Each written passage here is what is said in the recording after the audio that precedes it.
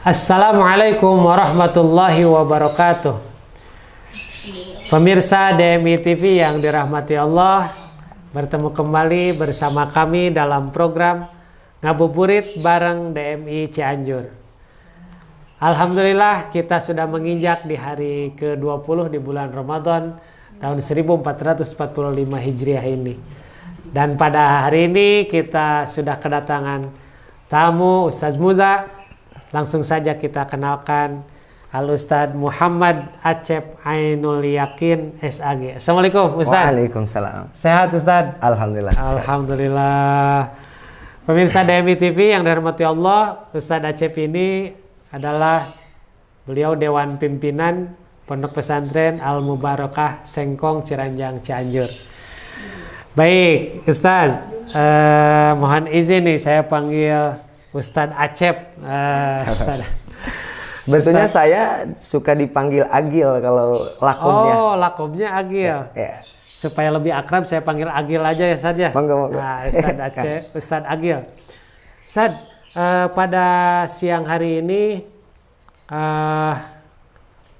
temanya tentang kemasjidan dan pendidikan dengan subtema menghidupkan Ramadan dengan tolabul ilmi. Nah, apa yang ingin disampaikan pertama oleh Ustadz dari tema seperti ini, Pak Ustadz? Baik, terima kasih. Assalamualaikum warahmatullahi wabarakatuh. Waalaikumsalam warahmatullahi wabarakatuh. Alhamdulillahilladzi ja'ala syahra Ramadan sahrus siyam wal qiyam. Wassalatu wassalamu ala sayyidil arabi wal ajam wa ala alihi wa sahbihi wa barik wasallam. Amma ba'du. Baik, terlebih dahulu saya ucapkan terima kasih kepada saudara saya, senior saya, dan juga guru saya. Yang mana beliau sekarang sebagai presenter atau host di acara Ngabuburit bareng DMI Kabupaten Cianjur. Ya, ini Al-Ustadz Fadlun. Alhamdulillah. Pertama-tama di sini saya akan awali terlebih dahulu dengan masalah kemasjidan mungkin. Baik Ustadz. Gimana Ustadz? Nah, kata masjid ini kalau kita tinjau dari segi morfologi. Ya. Morfologi itu kalau di istilah pesantren biasa kita kenal dengan ilmu sorof ya. Sorof, ya. Nah, kata masjid ini masuk kategori sigot isi makan. Isi makan. Apa itu isi makan itu Ustaz? Isi makan itu adalah suatu kata yang menunjukkan kepada makna tempat. Oh, iya. Makna tempat. Dari derivasi lapan sajadah kan. Asal katanya dari sajadah gitu. Yang artinya adalah sujud. Artinya adalah sujud. Yang mana ini masuk kepada bab pertama dari 6 bab sulasi mujarrad. Yang mempunyai wajan fa'ala yaf'ulu. Ya. Jadi isi makannya apa tuh? Enggak, kalau dimasukin dulu ke sajadah jadi sajadah yasjudu. Ya. Nah, nanti akan mempunyai wajan isi makannya adalah maf'alun. Itu. Berarti kalau sajadah jadi masjadun. Nah, berarti di sini sebetulnya ada ketidaksesuaian itu. Iya, harusnya kan masjadun, harusnya kan masjadun. Tapi ini jadi masjid. Ini jadi seperti ini apa ini Ustaz maksudnya ini? Iya. Nah, di sini sebetulnya ada 2 alasan ulama. Kenapa dibaca masjid tidak masjid? Iya. Ada 2 alasan. Iya. Menurut para pakar ulama, alasan yang pertama adalah kata masjid ini adalah sigot samai. Iya, samai. Samai itu adalah memang dari dulu terdengar dari orang Arabnya adalah masjid. Dari native speakernya, dari penutur bahasa aslinya itu. Iya, masjid. Bukan masjid. Gitu. Tapi ketika masuk ke dalam ilmu sorof justru masjid. Masjid seharusnya, tapi diambil masjid saja karena simainya seperti itu. Itu alasan yang pertama. Yang kedua apa itu, Ustaz? Baik, alasan yang kedua, kata pakar bahasa, supaya mempunyai makna yang lebih luas. Gitu. Karena kalau masjid itu artinya hanya tempat sujud saja. Tempat sujud saja. Iya. Gitu ya. Sedangkan dalam sholat pun tidak hanya sujud. Ada ruku, ada itidal, dan yang lainnya. Itu. Maka oleh karena itu, Kang Fadlun, para orang-orang Arab, mobil khusus ulama-ulama Arab terlebih dahulu, sepakat mengganti kiasan lafaz masjid menjadi masjid. Itu menjadi masjid. Baik, Pak Ustadz, ini sebelum saya lanjut bertanya, ini saya ingin menyapa pemirsa.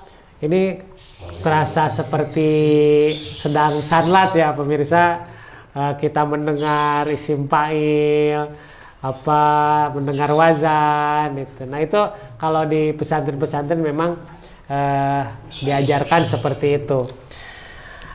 Baik Pak Ustadz, kita lanjutkan nih. Berarti tadi Pak Ustadz menyebutkan alasan yang kedua, dengan berubahnya masjid ke masjid itu mempunyai makna yang lebih luas.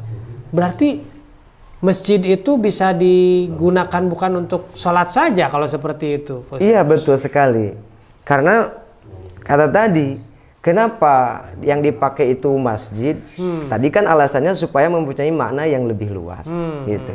Maka masjid itu bisa disebut makanus sholah, tempat untuk melaksanakan sholat. Bisa juga yang lebih luas lagi, makanud dakwah. Makanud dakwah. Tempat untuk melaksanakan dakwah. Seruan. Orang ya. Atau makanud tarbiyah. Makanud tarbiyah. Oke. Tempat untuk pendidikan. Atau makanud ta'lim. Tempat untuk mencari ilmu. Jadi masjid itu jadi lebih luas ketika memakai itu yang masjidnya bukan masjid. Gitu. Jadi kalau masjid mah tahu aja tempat sujud aja gitu kan? Iya. Iya. Ini kan zaman Rasul juga kalau tidak salah fungsi masjid itu memang seperti itu Pak Ustadz ya? Iya. Memang dulu Rasulullah SAW ketika beliau hijrah dari Makkah ke Yasrib yang hari ini Madinah. Madinah Al-Munawwarah ya.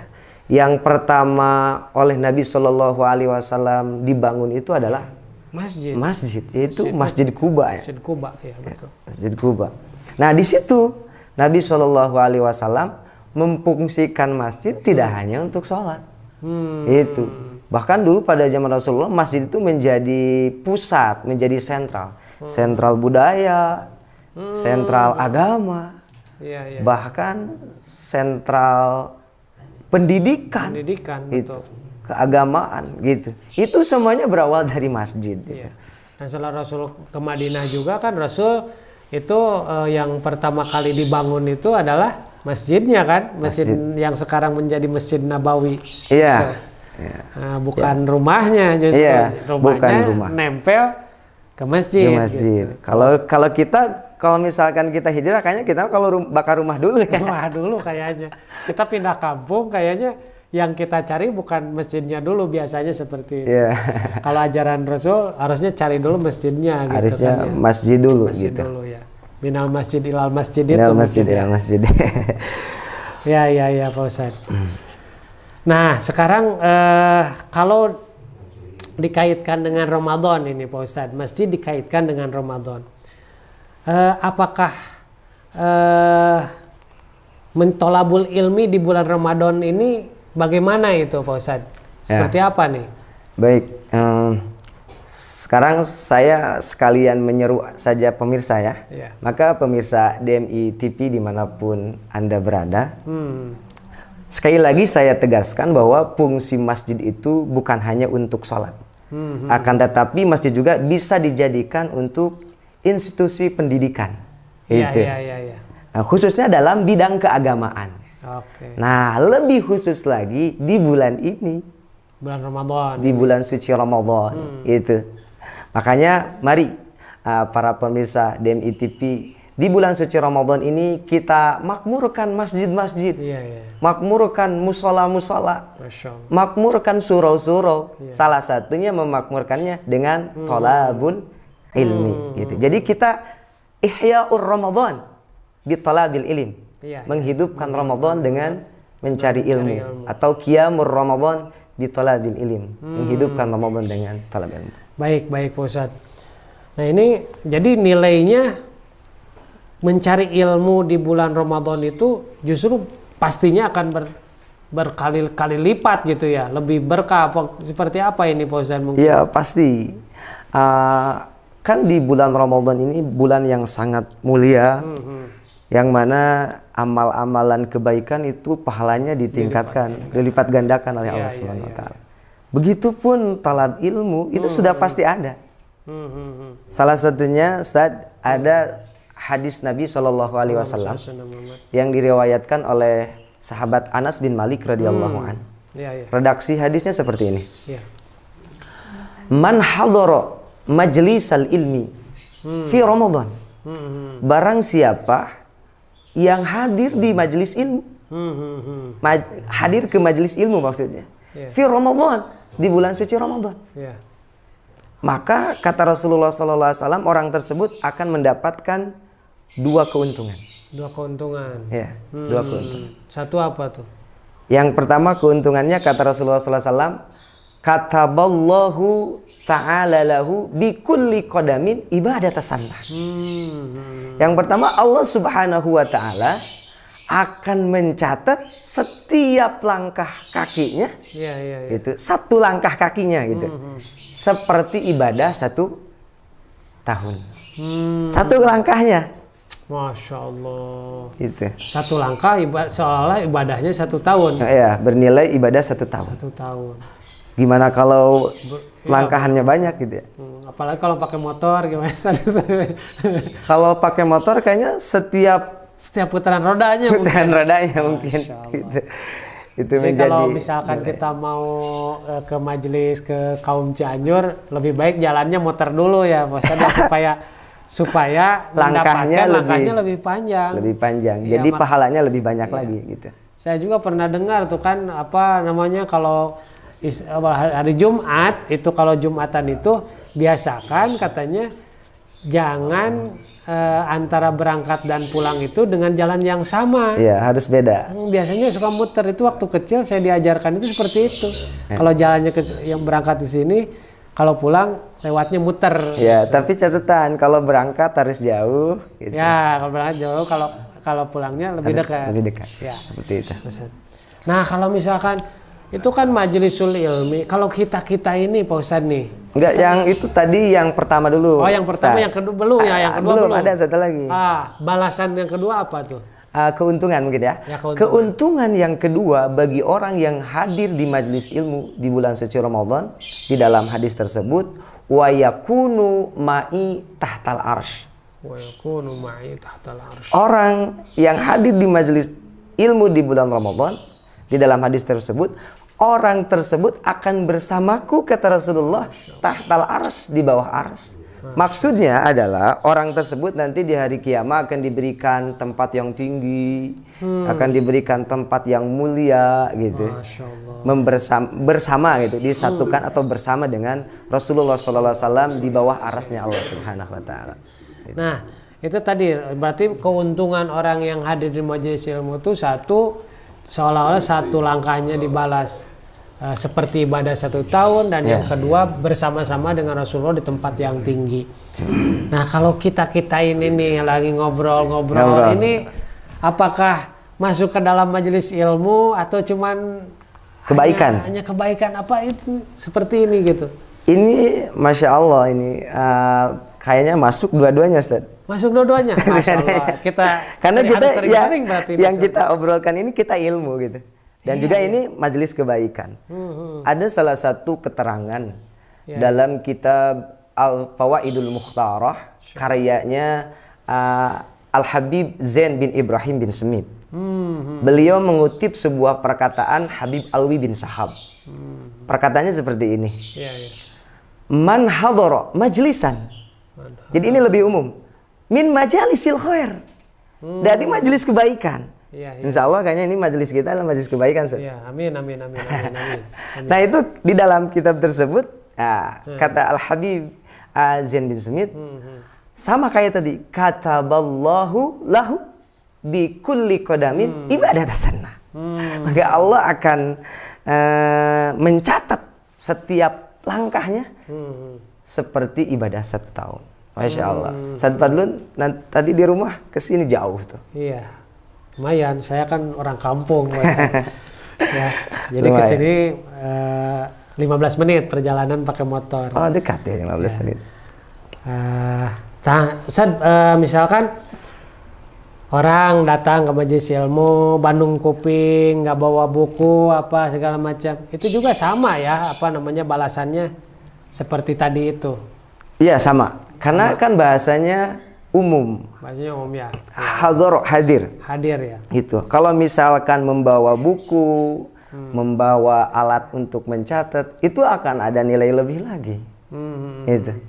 Makanya ada sebuah hadis juga. Ini hadisnya awal banget. Ada dalam kitab Lubabul Hadis. Karyanya Al-Imam As-Suyuti.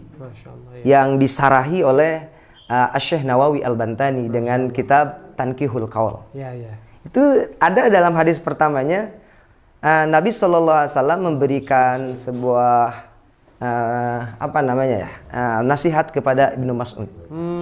Kata Nabi SAW, ya Ibnu Mas'ud, julusuka sa'atan, dudukmu 1 jam. Sa'atan itu 1 jam. 1 jam, ya. La tamassu qalaman, tidak membawa kolam. Kayak Kang Fadlun ini. Dia bawa pulpen. Wala taktubu harfan, dan tidak mencatat 1 huruf pun dari ilmu tersebut. Maka kata Rasulullah SAW bagaimana? Khairun laka min itki alfi raqabatin. Lebih baik untukmu, wahai Ibnu Mas'ud, ketimbang memerdekakan 1000 hamba sahaya. Sekalipun tanpa bawa catatan, saya percaya sih kalau orang dulu cerdas-cerdas gitu ya, dari mulai generasi sahabat. Tapi terkadang kesininya kan susah kalau kita nggak bawa catatan seperti itu. Bahkan saya pernah ini, Ustaz, dengar nasihat ya mungkin dari Imam Syafi'i itu, al ilmu kasayyid katanya kan gitu. Ilmu itu bagaikan buruan. Qayyid suyudaka bil hibalil wasiqah. Alkitabah. Harus dengan catatan.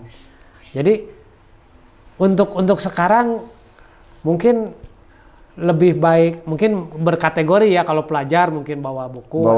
Kalau pelajar. Kalau misalkan bulan Ramadan ini biasanya di tempat kita, khususnya di daerah Cianjur, biasanya di instansi pendidikan, khususnya pesantren ya. Biasanya suka ngadain pasaran kalau misalnya. Ada sanlat gitu kan, yang mengkaji beberapa kitab gitu, yang khusus diselesaikan di bulan Ramadan. Itu.